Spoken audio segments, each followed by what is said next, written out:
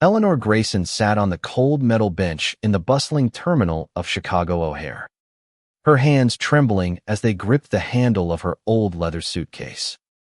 At 72, she had seen her share of hardships, but nothing had prepared her for this, the sting of abandonment by the very people she had spent her life nurturing.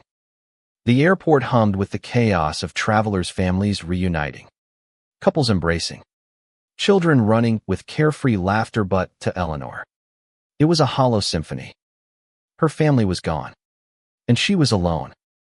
It had started as a simple plan. Her son, David, had convinced her to join the family for a long-overdue vacation in Florida. "It'll be good for you, Mom," he'd said over the phone, his voice smooth and reassuring. A chance to make memories with the grandkids. Eleanor had hesitated. Her modest savings, painstakingly built over decades of frugal living, were meant for emergencies, not lavish trips. But David was persistent, and her daughter-in-law, Claire, chimed in with promises of sun-soaked beaches and family dinners. Even her grandchildren, Mia and Ethan, sent her excited texts about building sandcastles together. Against her better judgment, Eleanor agreed. She had spent weeks preparing, buying a new sundress, packing her favorite books, and even renewing her passport, which had gathered dust since her husband, Tom, passed away 5 years ago. The thought of seeing her family together, of feeling needed again, warmed her heart. David had arranged everything, the flight, the hotel, even the car rental. All she had to do was show up at the airport with her suitcase and her trust. But now, as she sat in the terminal, the truth sank in like a stone in her chest. They hadn't shown up. She had arrived at the airport at 6 a.m., as instructed, her heart fluttering with anticipation. She waited at the gate, scanning the crowd for David's familiar face or Claire's bright smile. Hours passed. Her calls went to voicemail. Her text simple messages like, "I'm here. Where are you?" remained unanswered. By noon, a gnawing dread replaced her excitement. She checked the flight status on the overhead screen. The plane to Florida had departed an hour ago. Without her, Eleanor's fingers tightened around her phone. The screen still open to her last message to David. "Did I miss you? Please call me." No response. She felt the eyes of passers-by, their glances fleeting but heavy with pity. An elderly woman alone, abandoned in an airport. It was a story they could read without asking. Shame crept into her cheeks, hot and unwelcome.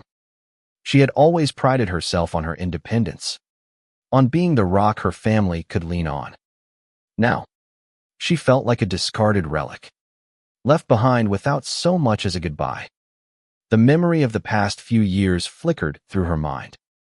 After Tom's death, Eleanor had poured herself into her family. She'd babysat Mia and Ethan when Claire's career took off, cooked dinners for David when he worked late, and even helped pay for their new house when their finances fell short. She had given them access to her credit cards, just in case. David had said, promising to use them only for emergencies. But the statements told a different story: luxury dinners, new gadgets, a designer handbag for Claire. Eleanor had never confronted them. She told herself it was her role to help, to sacrifice. That's what mothers did. Now, sitting in the terminal, the weight of those sacrifices pressed down on her.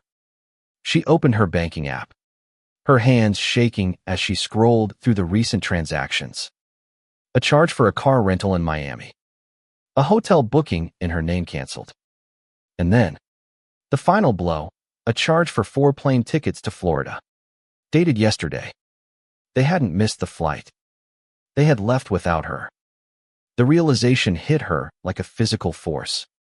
This wasn't a mistake. It was deliberate.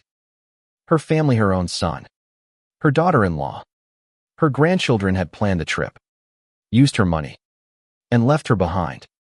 The betrayal cut deeper than she could have imagined. slicing through years of love and trust. Eleanor's breath hitched, and she pressed a hand to her chest, willing the tears to stay at bay. She wouldn't cry. Not here. Not now. Instead, something else stirred within Hera's spark of anger. Sharp and unfamiliar. Eleanor had spent her life bending to the needs of others, swallowing her own desires to keep her family happy. But this was too much. She thought of the credit cards, the ones David and Claire had used so freely, the ones tied to her account, her savings, her security. A decision crystallized in her mind, as clear and cold as the airport air. She opened her banking app again, her fingers steady now. With a few taps, she navigated to the account settings. Report card lost or stolen. The option read. She hesitated for only a moment, her thumb hovering over the screen. Then she pressed it.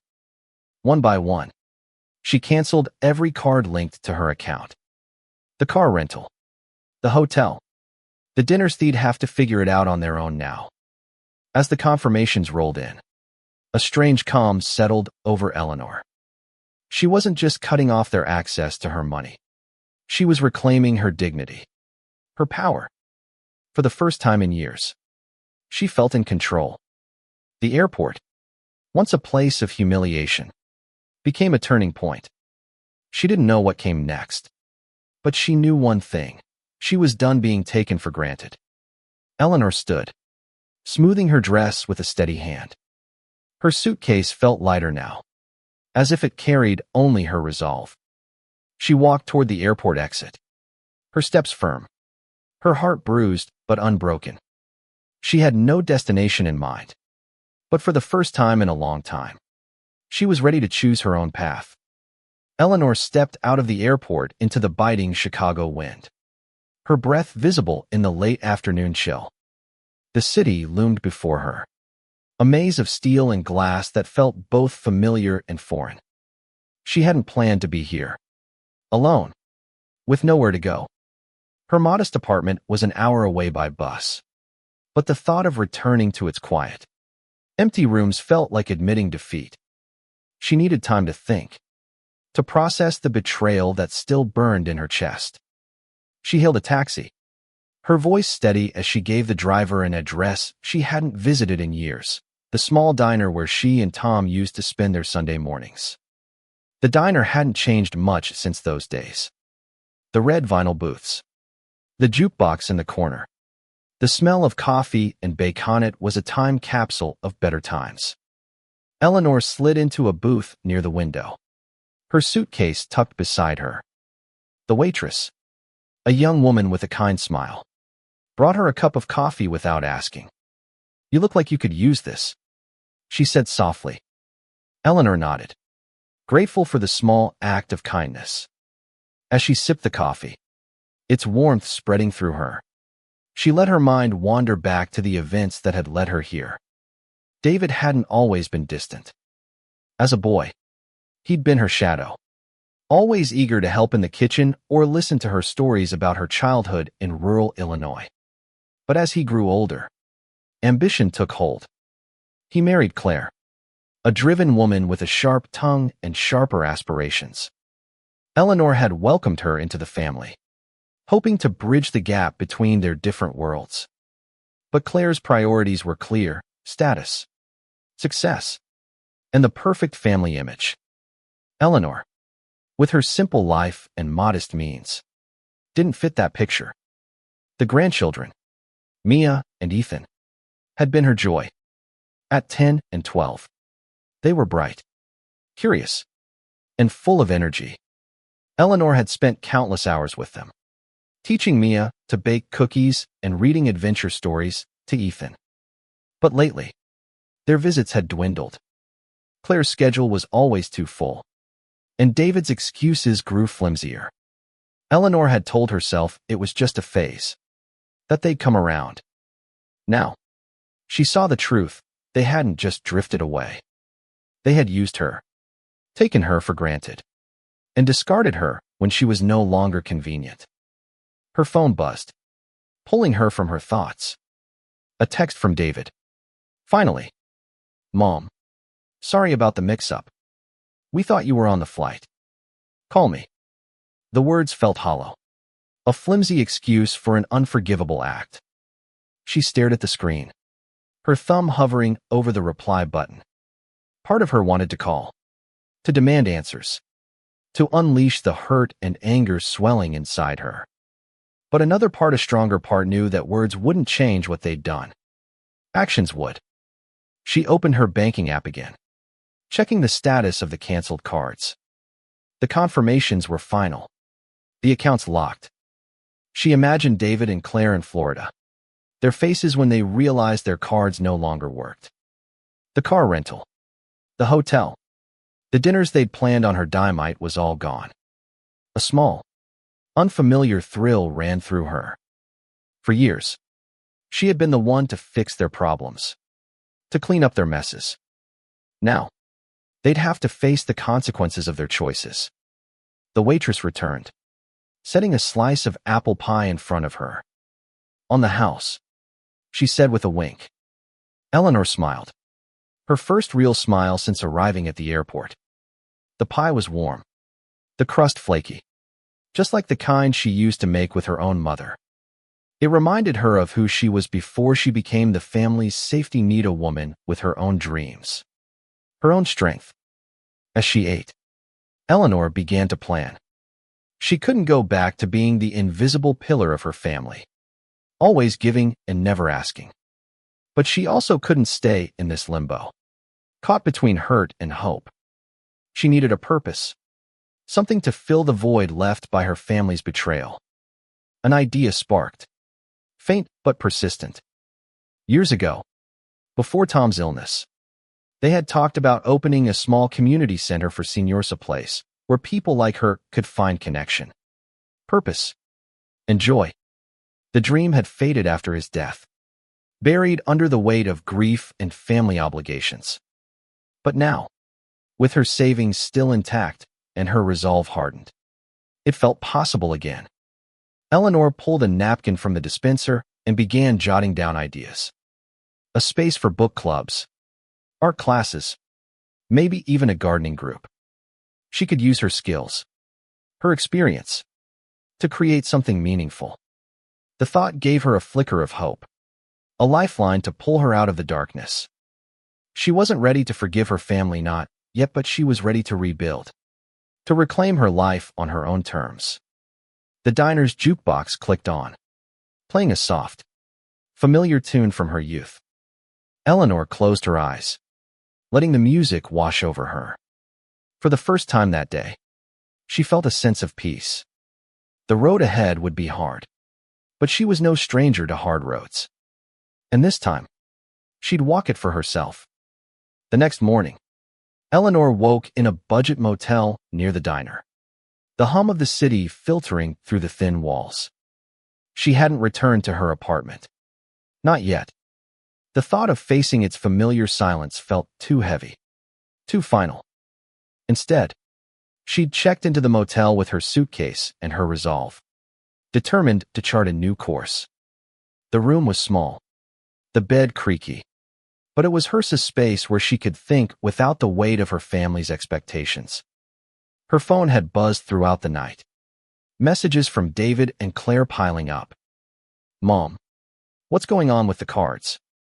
We're stuck at the hotel, call me. This isn't funny. Eleanor. The shift from Mom to Eleanor stung, a reminder of how quickly their concern turned to blame. She hadn't responded. Let them stew, she thought. Let them feel what it's like to be left without answers. She sat at the motel's small desk, a notepad in front of her. The ideas from the diner had taken root, growing into a vision she could almost see, a community center filled with laughter, stories, and second chances. She wrote down names of local organizations she could contact, grants she might apply for. Her savings, though depleted by her family's spending, were still enough to start small. She'd need volunteers, a space, maybe even a partner or two. The challenge was daunting, but it lit a fire in her she hadn't felt in years. By mid-morning, Eleanor was back at the diner, her temporary refuge. The same waitress, whose name tag read Lila, greeted her with a warm smile. "Back for more pie?" she teased. Eleanor laughed, the sound surprising her. "Maybe later," she said, ordering coffee and pulling out her notepad. As she worked, Lila lingered nearby, wiping down counters and glancing at Eleanor's notes. "What you working on?" she asked finally, her curiosity genuine. Eleanor hesitated, then slid the notepad toward her. "Just an idea," she said. "A place for people like me, older folks who need somewhere to go. Something to do." Lila's eyes lit up as she read the notes. "My grandma would have loved this," she said. She used to say she felt invisible after she retired, like no one saw her anymore. The words hit Eleanor hard, echoing her own feelings. She nodded, her throat tight. "Exactly," she said. "I want to change that." Lila sat across from her, her break coinciding with a lull in customers. They talked for nearly an hour about Lila's grandmother, about Eleanor's vision, about the loneliness that seemed to haunt so many as they aged. Lila offered to help, suggesting local connections and even volunteering to design flyers. "I'm no artist," she said, "but I've got a knack for getting the word out." Eleanor felt a warmth she hadn't expected, a reminder that kindness could come from strangers when family failed. By afternoon, Eleanor's plan had grown more concrete. She'd contacted a local church about renting their basement for meetings and reached out to a retired teacher she knew who might be interested in leading classes. Each step felt like a small victory, a reclaiming of her purpose. But the shadow of her family lingered. She checked her phone again, the messages from David and Claire now tinged with desperation. "We can't pay for the car, please. Mom, fix this."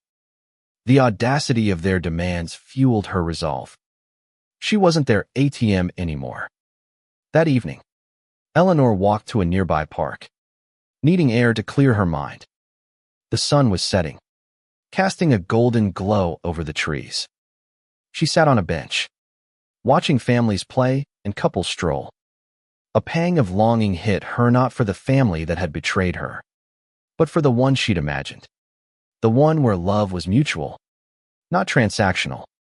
She thought of Mia and Ethan, wondering if they'd known about the plan to leave her behind. The thought hurt, but she pushed it aside. They were children, caught in their parents' choices. She'd find a way to reach them later, on her terms.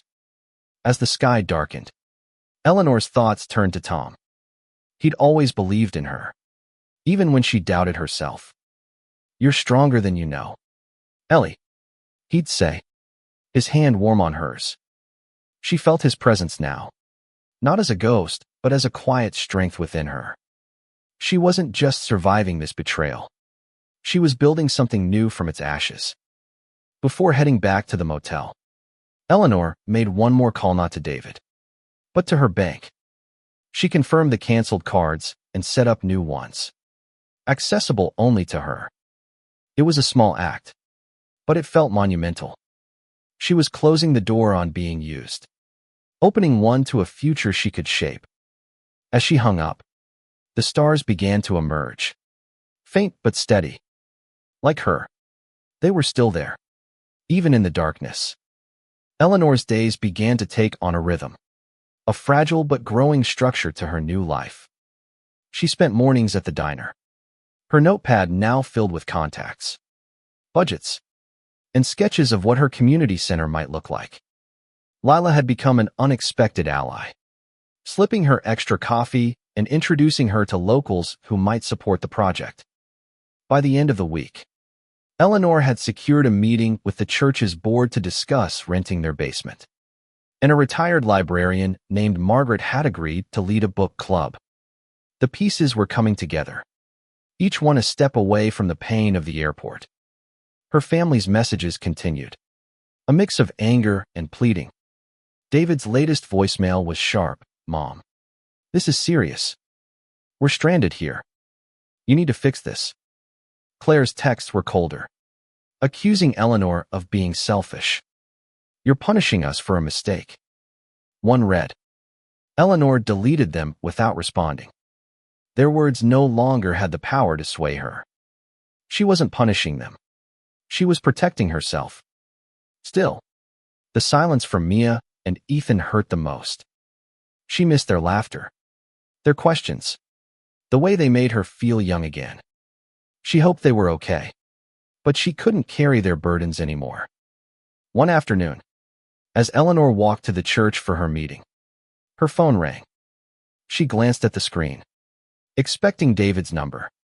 Instead, it was an unfamiliar one. Curiosity won out, and she answered. "Mrs. Grayson?" a young voice asked. It was Mia, her granddaughter, her tone hesitant but warm. "I'm sorry, Grandma. I didn't know they were leaving you. I thought you were coming with us." Eleanor's heart clenched. She believed Mia the girl's voice carried a sincerity David and Claire lacked. "Mia? Sweetheart," Eleanor said, her voice soft but steady. "It's not your fault. I'm okay."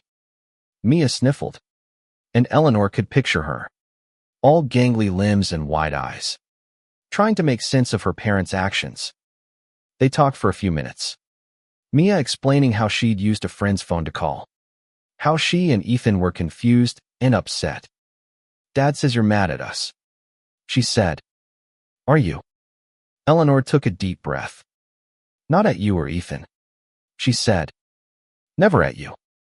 She promised to call Mia soon, to see her when they were back in Chicago. Hanging up gave her a flicker of hope, but it also sharpened her resolve.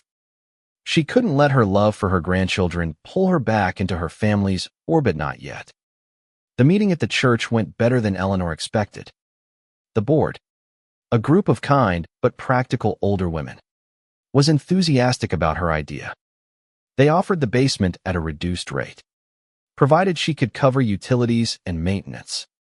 Eleanor agreed, her mind racing with plans. As she left the church, she felt a surge of pride. This was real. She was doing this not for her family, but for herself and others like her, people who deserved to be seen. That evening, Lila invited Eleanor to a community event at a local library, a fundraiser for senior programs. It was a chance to network, to share her vision. Eleanor hesitated. She wasn't used to being in the spotlight, but Lila's encouragement pushed her to go. The event was small but lively, filled with retirees, volunteers, and a few local business owners. Eleanor found herself talking easily, her passion for the community center spilling out. By the end of the night, she had a list of potential donors and a promise from a local artist to teach painting classes. As she walked back to the motel, Eleanor felt a shift within her. The betrayal at the airport still hurt, but it was no longer the center of her world. She was building something new, something that mattered. Her family's actions had pushed her to this point, but she was the one choosing what came next. For the first time in years, she felt like the author of her own story. Before bed, she checked her email. A message from Margaret, the librarian, included a draft schedule for the book club. Another from a local hardware store offered discounted supplies for the center's renovations. Eleanor smiled, her heart lighter than it had been in weeks. She thought of Tom again, imagining his proud grin. "You're doing it, Ellie," she could almost hear him say. She fell asleep with her notepad beside her, dreams filled with laughter and light, the kind she hoped to bring to others. 2 weeks after the airport, Eleanor's life was unrecognizable. The church basement was hers, secured with a signed agreement and a small deposit from her savings. Volunteers had begun to trickle in. Margaret, the librarian, Lila, who took on marketing, and a retired contractor named Joe, who offered to oversee renovations. The community center was no longer just an idea. It was taking shape. a tangible testament to Eleanor's resilience. Her family's silence had grown heavier, broken only by occasional texts from Mia. David and Claire had returned to Chicago, their vacation cut short when their cards stopped working. Eleanor hadn't heard from them directly, but Mia mentioned their frustration, their arguments. They're mad at each other now. Mia wrote, "I wish things were different." Eleanor's heart ached for her granddaughter, but she held firm. She couldn't fix their family knot when they'd broken it so carelessly. One morning, as Eleanor painted walls in the church basement with Joe, her phone rang. It was David. She let it go to voicemail, her hand steady on the paint roller. Later, she listened to the message, "Mom, we need to talk. I know you're upset, but this is getting out of hand. Let's meet." His tone was softer, less demanding, but Eleanor wasn't ready. She deleted the message and returned to painting, the rhythm of the work soothing her. By afternoon, the basement was transforming. The walls were a soft blue, chosen to feel calming yet vibrant. Lila had hung flyers around town, and a local newspaper was interested in covering the center's opening. Eleanor felt a swell of pride, but also a flicker of fear. What if it failed? What if she wasn't enough? She pushed the doubts aside, focusing on the present. She was enough for this moment, and that was a start. That evening, Eleanor met with a small group of seniors who'd heard about the project. They sat in a circle in the half-finished basement, sharing stories of loneliness, loss, and small joys. One woman, Rose, spoke of losing her husband and feeling like she'd lost her purpose. "I want to be part of this," she said, her eyes bright with hope. Eleanor nodded, her own purpose solidifying. This wasn't just about her, it was about all of them. The next day, Mia called again. "Can I come see you, Grandma?" she asked. Eleanor's heart lifted. "Of course, sweetheart," she said. They arranged to meet at the diner, a neutral space. When Mia arrived, her face lit up at the sight of Eleanor. They hugged, and for a moment, the world felt right again. Mia talked about school, about missing her grandma, about how her parents fought more now. Eleanor listened, her heart torn between love and caution.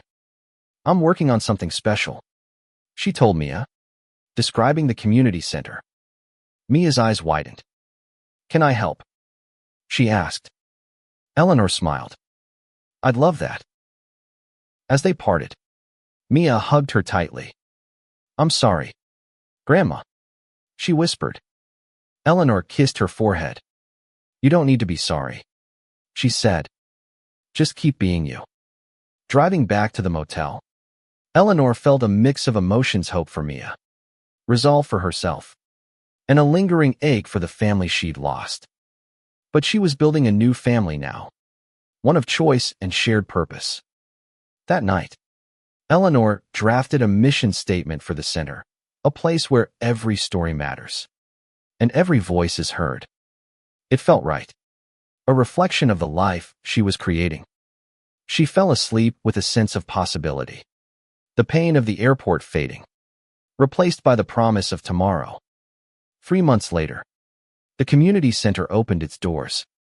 The church basement, once a dim storage space, was now a warm, inviting hub. Blue walls glowed under soft lighting. Bookshelves lined one corner, and a small art studio occupied another. The opening day was modest but joyful, with 50 people, seniors, volunteers, and curious locals filling the space with chatter and laughter. Lila's flyers had worked, and the newspaper article brought a small crowd. Eleanor stood at the center of it all, her heart full but steady. She hadn't spoken to David or Claire since their return. Mia and Ethan visited when they could, sneaking away to the diner or the center. Eleanor cherished those moments, but she kept her boundaries firm. The center was her focus now, her legacy. Rose led the first book club, her voice strong as she read aloud. Joe taught a woodworking class, his gruff humor winning over the group. Lila, ever the spark, organized a dance night, promising music for every generation. One evening, as Eleanor locked up the center, David appeared. He stood by the church steps, his face weary, older than she remembered. "Mom," he said, his voice low. "Can we talk?" She nodded, leading him inside. The center was quiet, its warmth a stark contrast to the coldness between them. David apologized, his words halting but sincere. He admitted they'd taken her for granted, that the trip was a mistake born of selfishness and poor planning. "We didn't mean to hurt you," he said. Eleanor listened, her face calm but unyielding. "I believe you didn't mean to," she said finally. "But you did. And I've spent my life fixing your mistakes. I'm done with that now." David's eyes dropped, and for the first time, Eleanor saw shame in him. She didn't forgive him not yet, but she offered a small olive branch. "The center's open to everyone," she said. "You're welcome to come, to see what I'm building." He nodded, promising to try. As David left, Eleanor felt a weight lift. She didn't need his approval or his apologies. She had her purpose, her community, her strength.